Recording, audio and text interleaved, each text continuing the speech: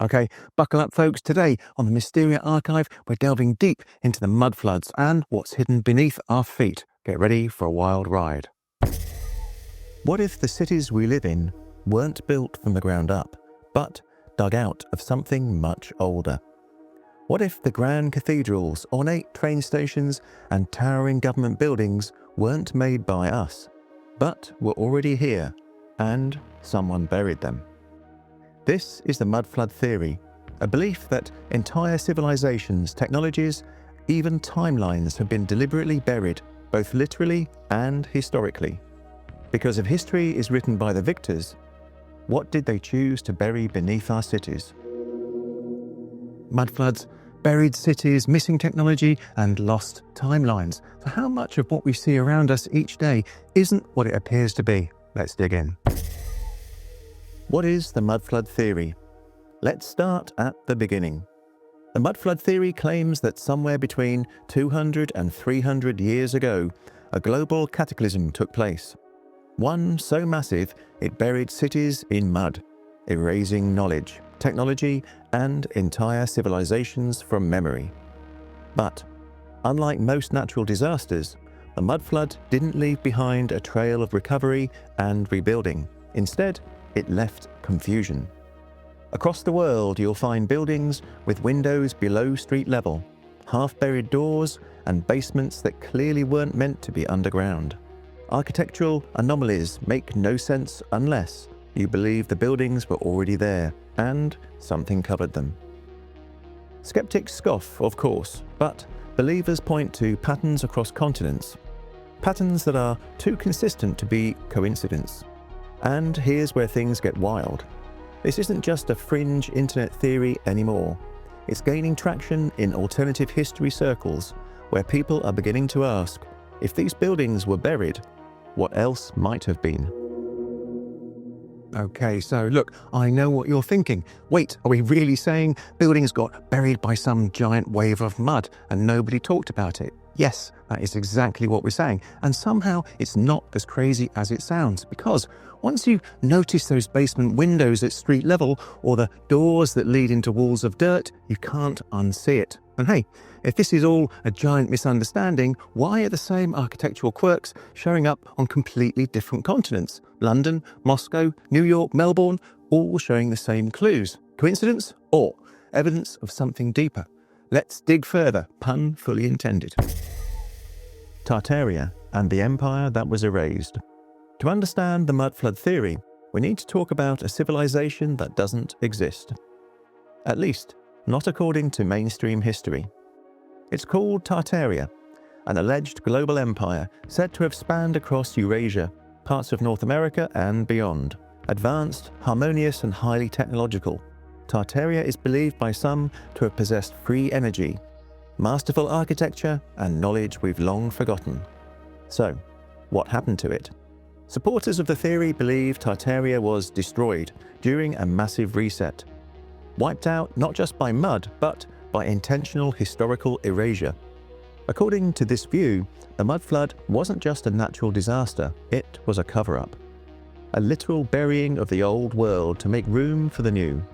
Cathedrals we call Victorian or neoclassical, many believe they're actually Tartarian remnants, repurposed, relabeled, and absorbed into our modern narrative. Because when you wipe out a civilization, you don't just destroy its structures, you erase its story, you erase its name, you rewrite history, and pretend the old world never existed. Tartaria, the phantom empire that supposedly had free energy, massive dome buildings, and a global footprint, and somehow no one wrote about it. I mean, they either had the worst PR team in human history, or someone hit the reset button and flushed them out of the record books. And hey, look, I get it. The idea of a lost global empire does sound a little bit far-fetched, but then again, why are there 1800s Victorian buildings that look more Roman than Rome? And if we're calling these buildings neoclassical, then what were they classically imitating exactly? Now, just something to think about before we move on to the buildings that shouldn't even exist. Architectural anomalies, buildings that shouldn't exist. You're walking through a city. The buildings are grand, ornate, beautiful. Stone columns, giant domes, massive doorways. And then you see a window half buried in the ground. A door that leads nowhere. A staircase that disappears into a sidewalk. Welcome to the world of architectural anomalies, the bread and butter of Mudflood researchers. Across the world, these so-called old world buildings don't seem to match the time they were supposedly built. Not just in style, but in scale, technique, and purpose. Let's break it down. Star forts. Massive, intricate geometric military structures found all over the planet, often partially buried. Underground windows, visible on buildings that should, by all logic, not have anything below ground. Vaulted sub-basements, looking more like bomb shelters or Roman baths than 19th century foundations. Some of these structures appear to be built using techniques far beyond what the 1800s should have had access to. So, are we dating them wrong? Or are we looking at survivors from a lost civilization, literally built atop their ruins?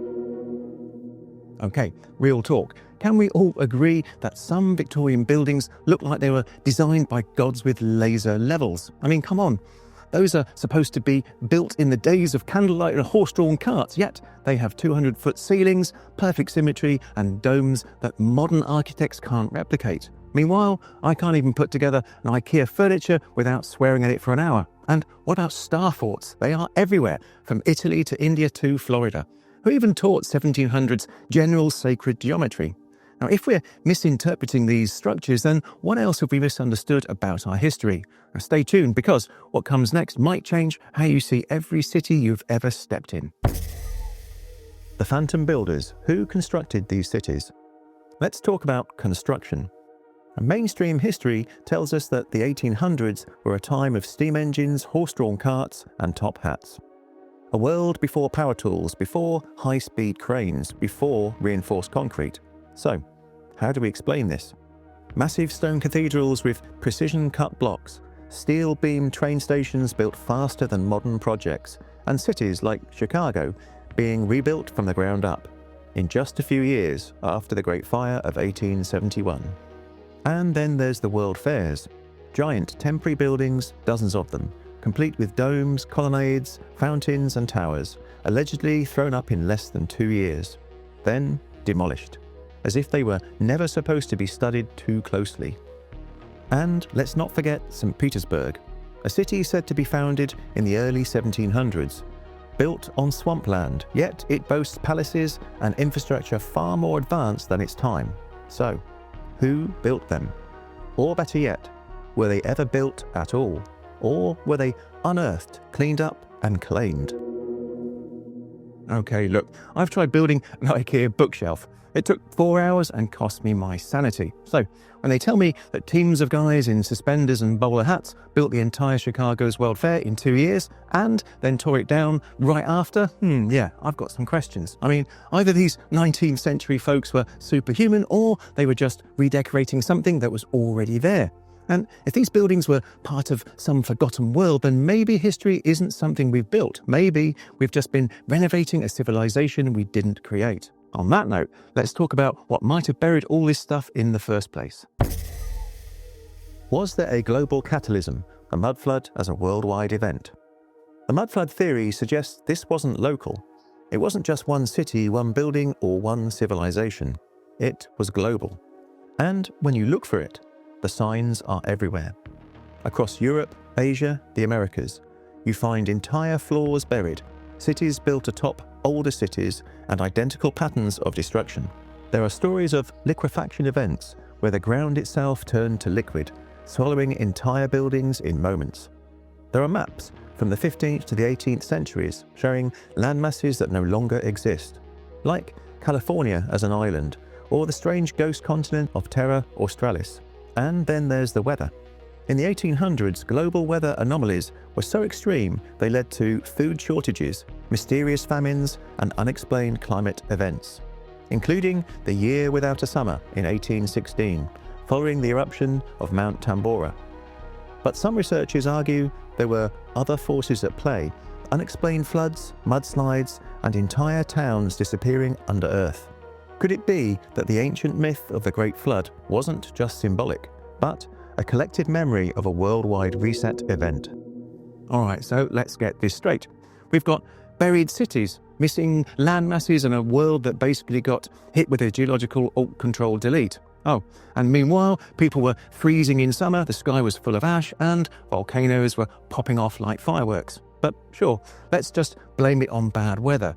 I don't know, guys, it feels less like natural disaster and more like someone spilled coffee on the simulation's keyboard.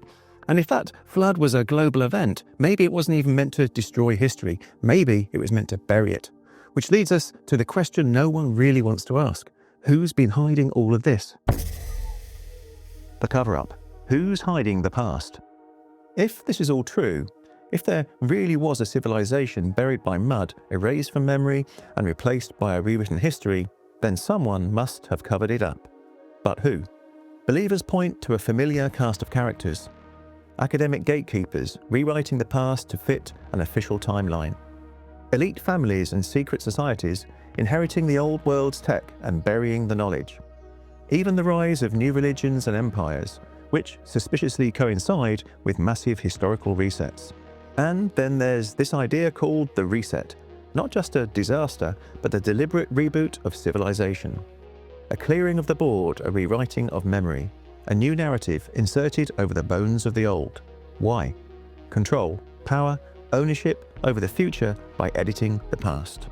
Because if people knew there was a civilization before them, smarter, cleaner, more advanced, they might start to question everything about the world they live in today. So, you're telling me that some shadowy group out there hit the world with a giant mud pie and then rewrote history like it was a Wikipedia page? Yeah, sounds insane, but also kind of genius. I mean, if you wanted to hide an entire civilization, what better way than to flood it, rename everything and say, yeah, we totally built this stuff last century. And look, I'm not saying it was the Freemasons or the Jesuits or the ancient librarians of Atlantis, but somebody hit the delete key and it wasn't by accident. All right, deep breath, because next up, we're going underground literally. What's beneath our feet might be far older than anyone's admitting. Underground cities, tunnels, and entrances to the old world. We've been focused on what's above ground, but maybe the real secrets are below our feet. From Edinburgh's vaults to the Derinkuyu underground city in Turkey, there are places that boggle the mind.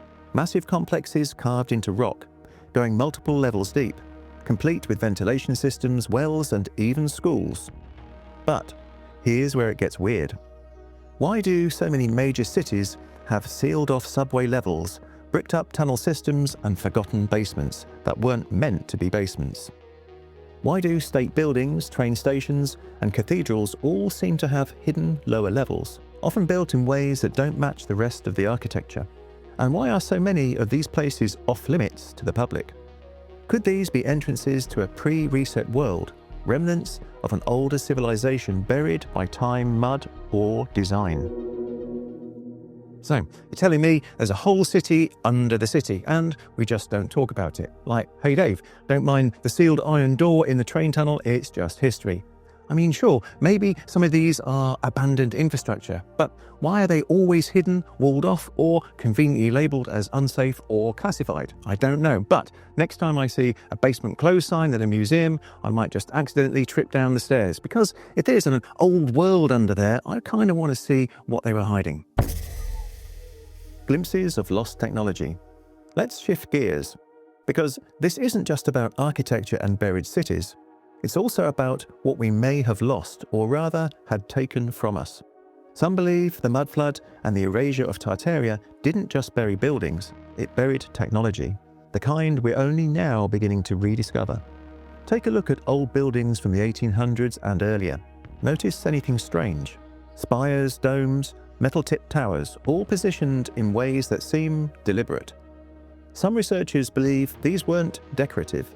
They were part of a global energy grid, tapping into atmospheric electricity, like a wireless power system that predates Tesla. And the tech wasn't just for lighting. There are whispers of magnetism-based transport, healing frequencies, and structures designed to resonate with natural energy fields. What if the old world wasn't primitive at all, but had a technology that was cleaner, freer, and more advanced than ours? And what if modern science is just trying to catch up? Okay, so now we're talking wireless energy, magnetic healing and resonant buildings. Now, this is like if Tesla and Atlantis had a baby and it grew up in a cathedral. Look, I know it sounds wild, but once you start looking at all those little golden onion domes and pointy towers, you start to wonder, did someone forget to plug these things in? Or did someone make sure we never learned how? And hey, if we're reinventing smartphones every 5 years but can't figure out how they built Notre Dame, maybe the real upgrade was left behind centuries ago. The final question, what else lies buried? We've travelled through half-buried buildings, mysterious resets, hidden cities and forgotten tech. But let's ask the biggest question of all. What else lies buried? If the Mudflood Theory holds even a grain of truth, if our cities were built atop the bones of another civilization, then what else might be below the floorboards of history? Ancient knowledge? Forbidden inventions? Proof of a world that didn't collapse but was intentionally buried? And perhaps more disturbingly, could another reset be coming? Think about it. Societies rising and falling in cycles, technologies lost, catastrophes rewritten as myths. What if this isn't the first time and won't be the last? What if we're not the builders of our civilization, but simply the caretakers of its ruins? And when the mud rises again, will we be the next layer to vanish? So here we are. What started as a weird door buried in dirt ends with the possibility that we're standing on the ruins of something way bigger, something we were never supposed to remember. Are we looking at a conspiracy, a lost chapter in human history, or just a whole lot of weird architecture? I will leave that one for you to decide. But next time you pass a cathedral with a basement window at street level, don't just walk by. Look closer, because maybe, just maybe, what lies beneath our cities isn't ancient ruins, but our real history. Thank you very much for watching, and I hope you enjoyed this one. And let me know in the comments below of mysteries you would like to see covered. Please like and subscribe and all that good stuff. It's free and really helps out our small channel. Okay, friends, until next time, stay curious.